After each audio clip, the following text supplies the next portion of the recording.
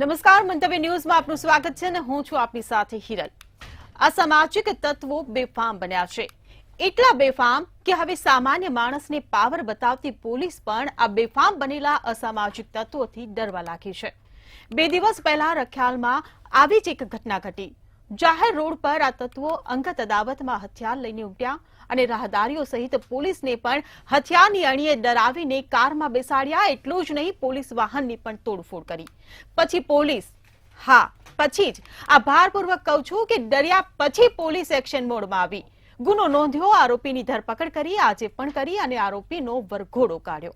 ત્યારે એ જ નથી સમજાતું કે આમાં પોલીસની વાહવાહી કરવી કે અવગુણ ગાવા, કારણ કે આ એ જ પોલીસ હતી કે જેની પોલીસગીરી પર તે સમયે દાદાગીરી ભારે પડી હતી ને હવે વરઘોડો કાઢીને વાહવાહી લૂંટવાની।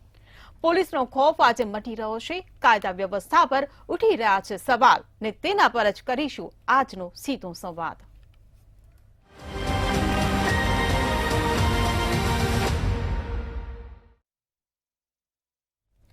ત્યારે ચર્ચામાં આપણી સાથે જોડાઈ ગયા છે મંતવ્ય ન્યૂઝના એસોસિએટ એડિટર પ્રફુલ્લ ત્રિવેદી, આ સાથે જ ભાજપમાંથી આપણી સાથે જોડાયા છે રાજુ શુક્લા અને કોંગ્રેસમાંથી વિરમ દેસાઈ આપણી સાથે જોડાયા છે। આપ તમામ મહાનુભાવોનું મંતવ્ય ન્યૂઝમાં સ્વાગત છે। પ્રફુલ્લભાઈ, મારો પહેલો સવાલ તમને કે 2 દિવસ પહેલા રખિયાલમાં જે ઘટના ઘટી, અસામાજિક તત્વોનો જે આતંક સામે આવ્યો, રાહદારીઓને પણ ડરાવ્યા, પોલીસને પણ ડરાવ્યા, જે પ્રકારે આ ઘટના સામે આવી રહી છે તેના અંગે આપ શું કહેશો?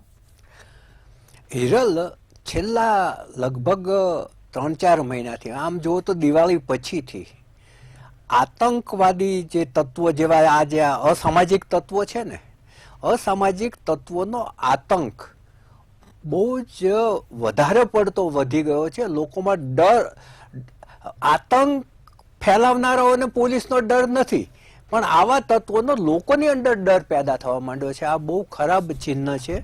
તમે જુઓ કે જ્યારે ને ત્યારે રોડ ઉપર છરાઓ લઈ, તલવારો લઈ, લાકડીઓ લઈને રોડ ઉપર આવી જાય છે, સોસાયટીઓમાં ઘૂસી જાય છે, સોસાયટીઓમાં ઘૂસીને વાહનો તોડે છે। આ કેવા પ્રકારની કાયદો અને વ્યવસ્થાની પરિસ્થિતિ છે એ આપણને કંઈક સમજી ના શકીએ એવી બાબત છે। ખુલ્લે આમ રોડ ઉપર આવી જાય અને જે છેલ્લા કેટલાક દિવસથી તમે જુઓ કે પોલીસ પાછી એને ખાતેદારી કરે, એમને લંગડાતા પગે, ઓલા કુકડા ચાલ કહે છે ભાજપની ભાષામાં, એ કુકડા ચાલમાં પાછા રોડ ઉપર લાવે, એ જ સ્થળે લાવે ને એ લોકોની માફી મગાવે અને લોકોની વાહવાહી લૂંટે। હવે આ ક્યાં સુધી ચાલશે એ એક બહુ મોટો પ્રશ્ન થઈ ગયો છે, કારણ કે પોલીસનો જે ભય પેદા થવો જોઈએ, એ ભય છે, એનો ખોફ હોવો જોઈએ, એ ખોફ આવા લોકોમાં નથી રહ્યો। અને એનું સૌથી મોટું ઉદાહરણ આ રખિયાલની ઘટના છે કે ત્યાં પેલી વાદળી લાઇટોની લબુક જબુક થતી જે વાન પહોંચી પોલીસની, એમાંથી ઉતરેલા પોલીસ કર્મચારીને ધક્કો મારી અને પેલો જે અસામાજિક તત્વ છે, જે ટપોરી છે, એને પાછા નાખીને બારણું બંધ કરીને કહે છે કે નીચે ઉતરા તો બહોત મારૂંગા, બહોત મારૂંગા। એની પાછી વિડીયો ફરે છે અને પોલીસવાળા ડાયા થઈને અંદર બેસી જાય છે અને પાછા પેલા તલવારોના ઘા પોલીસના વાહન ઉપર કરે છે, પોલીસના વાહનને નુકસાન કરે છે અને પોલીસ ત્યાંથી નાસી જાય છે, રીતસરની ભાગી જાય છે। હવે જો પોલીસ ભાગે અને એ પણ જેના પર વાદળી લાઇટોનો પ્રકાશ છે, હવે જો આવી પોલીસ ભાગતી હોય તો સામાન્ય લોકોમાં પછી આવા લોકોનો કેટલો ડર પેદા થાય કે પોલીસ ભાગી તો આપણું શું થશે, એવો સામાન્ય લોકોને મનની અંદર જે ભય ઊભો થાય એ વધારે પડતો હોય છે। આજુબાજુ જે જોવાવાળા લોકો હોય છે ધ્રુજી જતા હોય છે કે ભાઈ આજે આ પોલીસને જો આવી રીતે કાઢી મૂકે છે તો આપણું તો શું થાય એમ। પછી જ્યારે આ વિડીયો વાયરલ થઈને પોલીસને એમ થયું કે આ તો આપણી એક બહુ મોટી નામોશી થઈ રહી છે, ત્યારે જે રખિયાલ પોલીસ સ્ટેશનનું વાન પહોંચ્યું હતું ત્યાંના એક હેડ કોન્સ્ટેબલ ખુમાનસિંહ અને કોન્સ્ટેબલ મિતેશ કુમારને સસ્પેન્ડ કરી દીધા અને જે આતંક મચાવનાર 6 જણા સામે રખિયાલ પોલીસ સ્ટેશનમાં અને બાપુનગર પોલીસ સ્ટેશનમાં ગુના નોંધાયા। એમાંથી એક છે ફજલ શેખ। હવે ફજલ શેખ છે એને ગંભીર ગુનાઓમાં એ સંડોવાયેલો છે। એમાં રખિયાલ, બાપુનગર અને એલિસ બ્રિજ પોલીસ સ્ટેશનમાં એની સામે ગુનાઓ નોંધાયેલા છે. 2 વખત એની સામે પાસા થયેલા છે. એક થયા હતા જુલાઈ 2018માં અને એને ભુજની જેલમાં મોકલ્યો હતો અને 3 જ મહિનામાં એ હાઈકોર્ટને ગયો અને એ છૂટી ગયો. આવી જ રીતે 25 એપ્રિલ 2024માં એને રાજકોટની જેલમાં મોકલ્યો હતો પાસા હેઠળ. ત્યારબાદ પણ 3 મહિનામાં છૂટી ગયો. એટલે આ વખતે એના ઉપર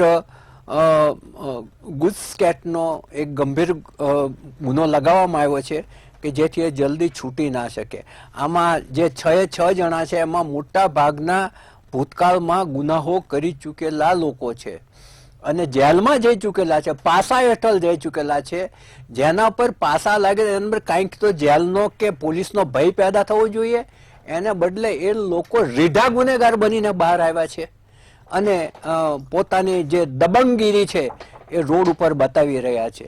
હવે આજે તો ત્યાં એમના પેલા લંગડાતા પગનું સરઘસય કાઢ્યું, પરંતુ લોકો એને કેટલું મહત્વ આપ્યું છે જોવાનું રહેશે, કારણ કે ગઈકાલે તો જે ડરીને અંદર બેસી ગયા હતા.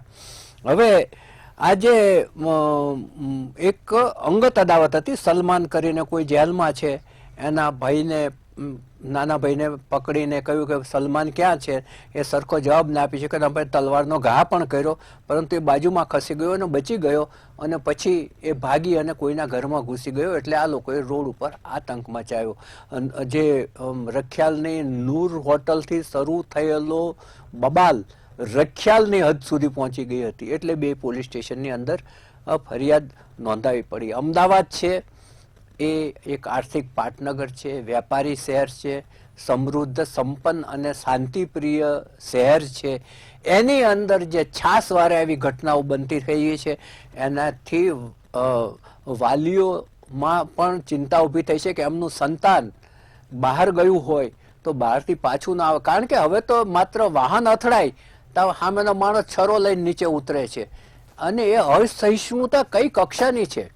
તમે જુઓ કે બોપલમાં ખાલી પહેલા એમ કહ્યું વાહન ધીમે ચલાવો ને, એમાં તો એક વિદ્યાર્થી જે બહારથી ભણવા આવ્યો હતો માયકાની અંદર કે અને એની સારી કારકિર્દી હશે તો જ ત્યાં એડમિશન મળે, એને છરો મારીને મારી નાખ્યો અને એ પાછો પોલીસ કોન્સ્ટેબલ નીકળ્યો.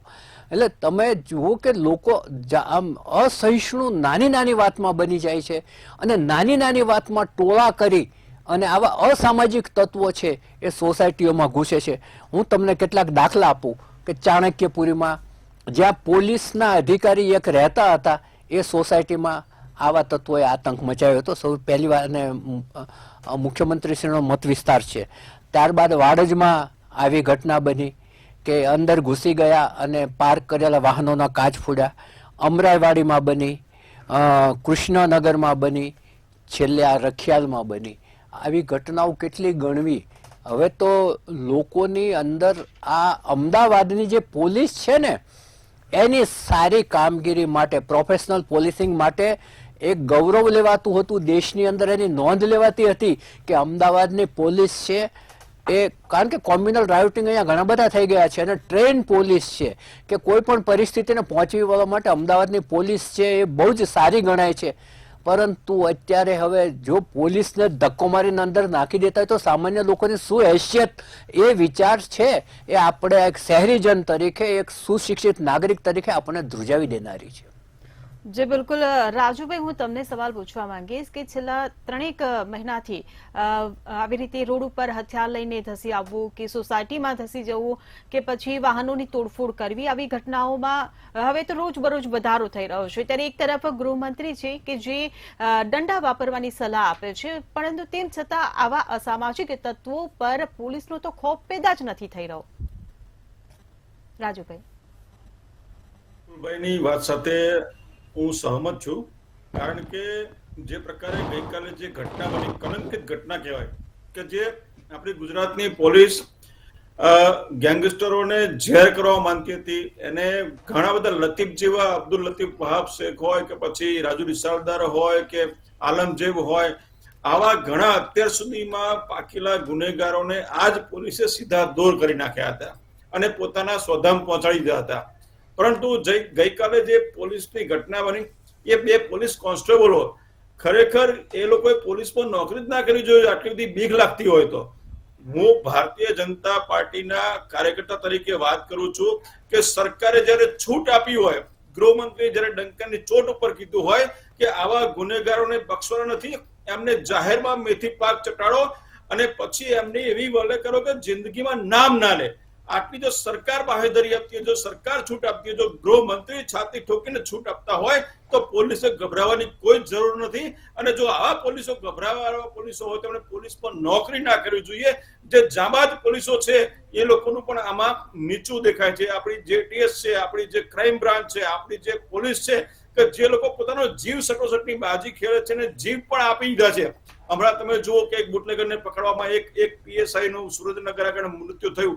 આવા તો ઘણા દાખલા છે કે જે મહેસાણા એક ઝાલા સાહેબ પીએસઆઈ કરીને હતા. અમે તો ખૂબ નાના હતા પણ એમની ગૌરવ ગાથા અમે સાંભળી હતી કે એને એકલા હાથે એક ટ્રકની ઉપર ચડી અને જીવ સટોસટની બાજી ખેલી અને એ ગુનેગારને ઝેર કર્યો હતો. એ યુપી બિહારનો ગુનેગાર હતો. તો આવી પોલીસ ગુજરાતની પોલીસ હતી.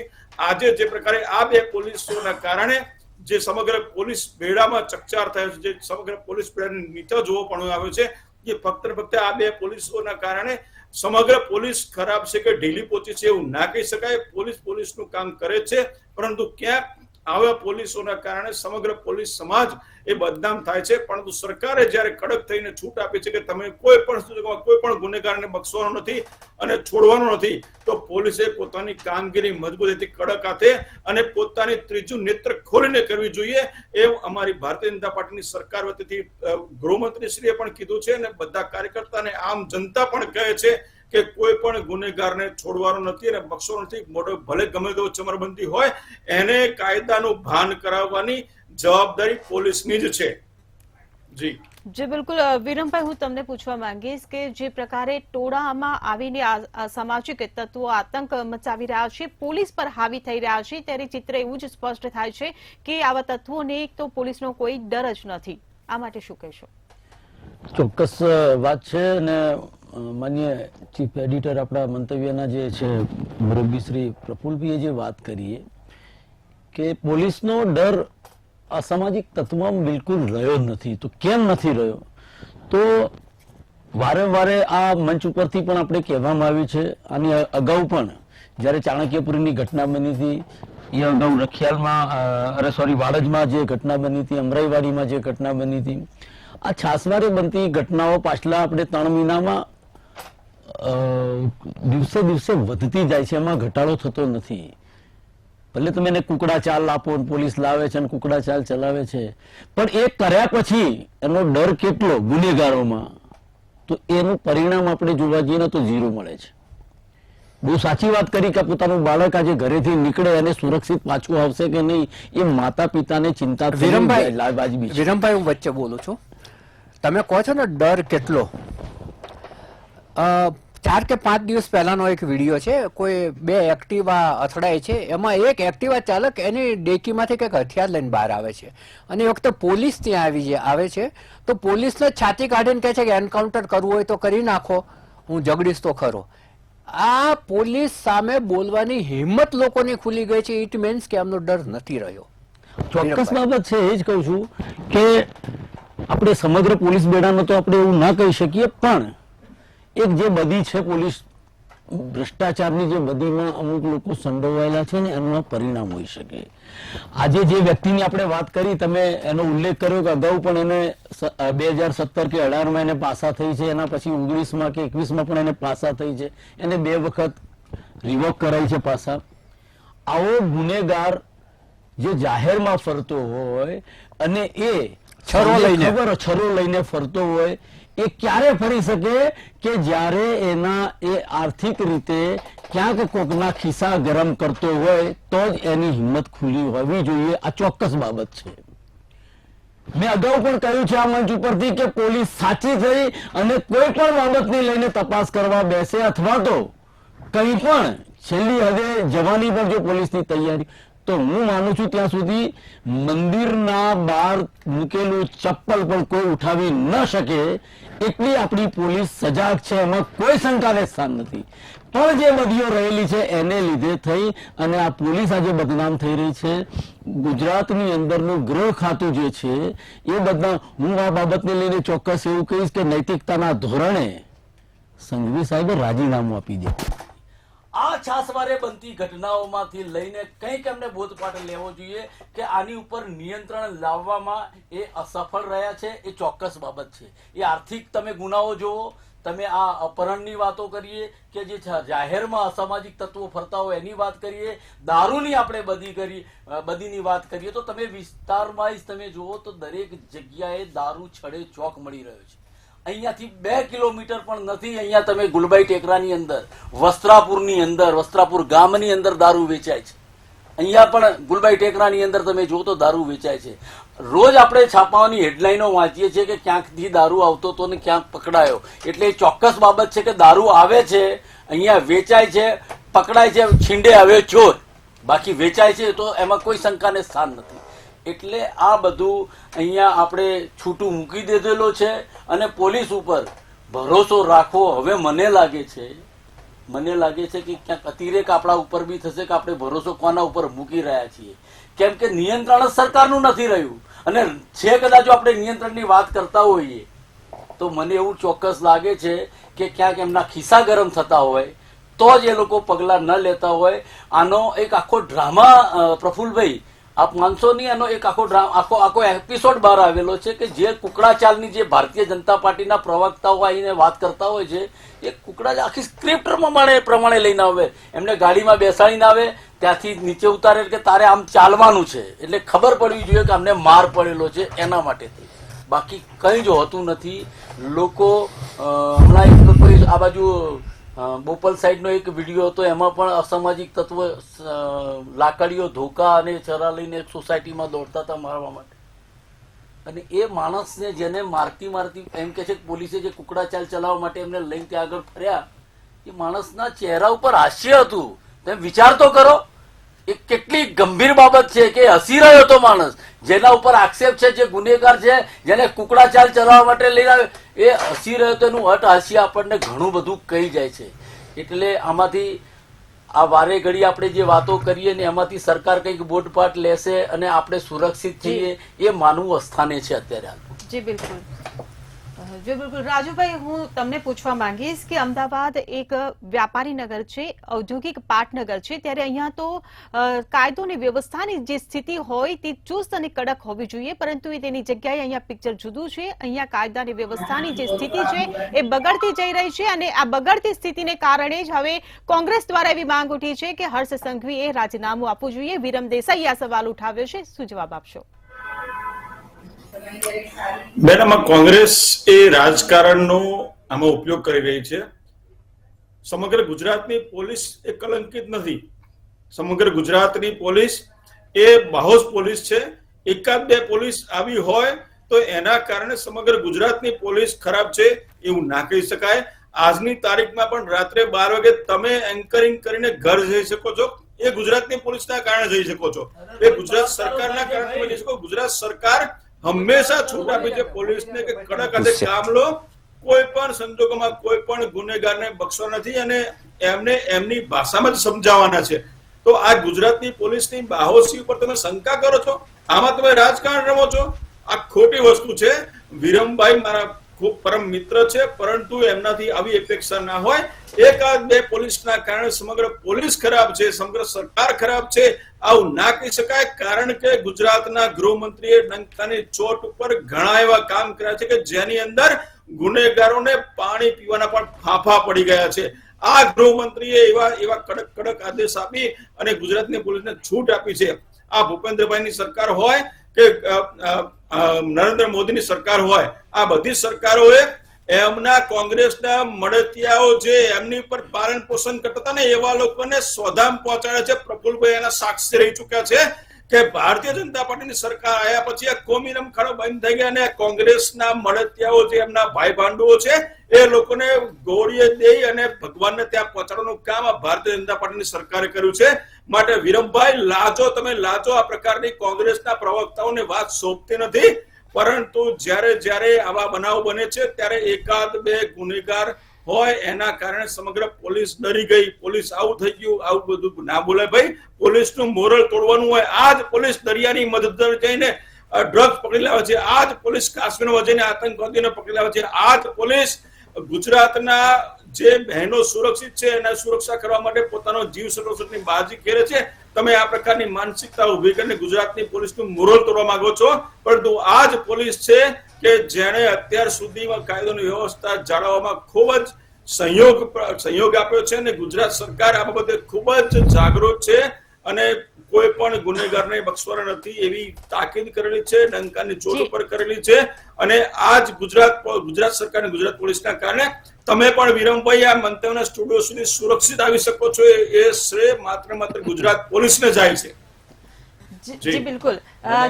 વિરમભાઈ, હું તમને સવાલ પૂછવા માંગીશ કે તમે હમણાં જે વિસ્તારોની વાત કરી કે ત્યાં પણ આવી ઘટનાઓ જે બની રહી છે, પરંતુ અહીંયા જે વાત થઈ રહી છે એ અમદાવાદના પૂર્વ અને પશ્ચિમ વિસ્તારની છે કે જ્યાં સંપન્ન અને સુરક્ષિત વર્ગ રહેતો હોય છે. તેવા વિસ્તારોમાં પણ જ્યારે આવી ઘટનાઓ આવે અને એ પણ સામાન્ય તકરારમાં, સામાન્ય બાબત હોય કે વાહન અથડાયું ને આવી તકરાર ઉભી થાય ને હથિયાર લઈને ઉપડી પડવાનું, ત્યારે આ જે પરિસ્થિતિ હવે ઉભી થઈ છે એના માટે આપ શું કહેશો?